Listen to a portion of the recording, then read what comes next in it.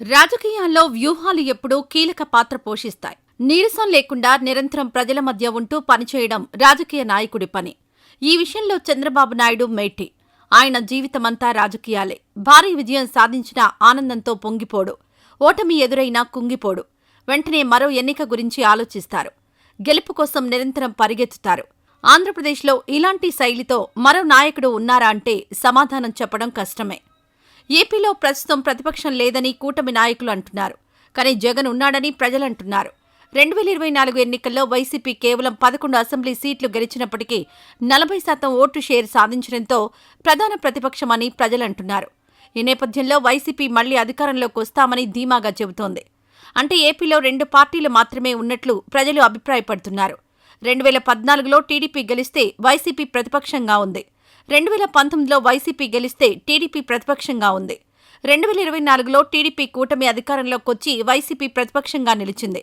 2029లో తామే అధికారంలోకి వస్తామని వైసీపీ ధీమా వ్యక్తం చేస్తోంది. ఒకవేళ వైసీపీనే ప్రతిపక్షంగా ఉండొచ్చేమో తెలియదు. ప్రజలు కూడా ఏపీలో రాజకీయ ప్రత్యామ్నాయం లేకుండా పోతుందని అంటున్నారు. జనసేన ఆవిర్భావంతో 3 పార్టీల వ్యవస్థ ఏర్పడుతుందని భావించారు.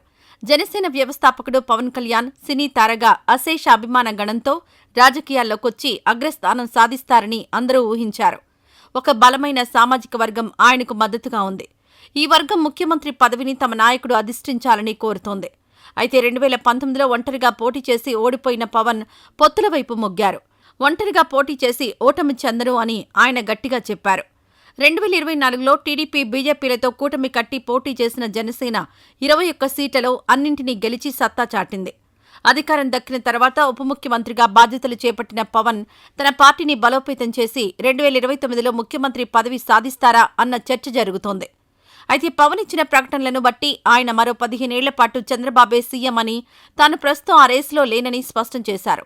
అంటే పవన్ కూటమిలోనే కొనసాగుతారు. ఏపీ ప్రజలు కూటమిని గెలిపిస్తే చంద్రబాబు మరోసారి సీఎం అవుతారు. కూటమి పాలనపై విసుగు చెందితే ప్రజలకు వైసీపీ మాత్రమే ప్రత్యామ్నాయంగా కనిపిస్తోంది. అంటే జగన్ మరోసారి సీఎం కావచ్చు. ఏపీ ప్రజలకు ఇంతకు మించిన రాజకీయ ఎంపిక లేదని అంటున్నారు. 2024 నాటికి చంద్రబాబు జగన్ పాలనలను చూసిన ప్రజలు కొత్త నాయకత్వం కోరుకున్నప్పటికీ కూటమి రూపంలో అవకాశం టీడీపీకి దక్కింది. 2029లో కూటమి వర్సెస్ వైసీపీ మధ్య పోటీ జరిగితే అధికార పక్షంపై వ్యతిరేకత వైసీపీకి కలిసొస్తుందని అంటున్నారు. మధ్యలో మరో పార్టీ లేకపోవడం, పవన్ సీఎం రేసులో లేనని చెప్పడం వైసీపీకి అనుకూలంగా మారిందని భావిస్తున్నారు. మొత్తంగా ఏపీ రాజకీయాలు స్పష్టంగా ఉన్నాయి. కూటమి కాకపోతే వైసీపీ, వైసీపీ కాకపోతే కూటమి. ప్రజలకు ఈ 2 ఎంపికలే ఉన్నాయి. ఇది వైసీపీకి ఒక విధంగా ప్రయోజనకరంగా మారుతుందని విశ్లేషకులు అంటున్నారు.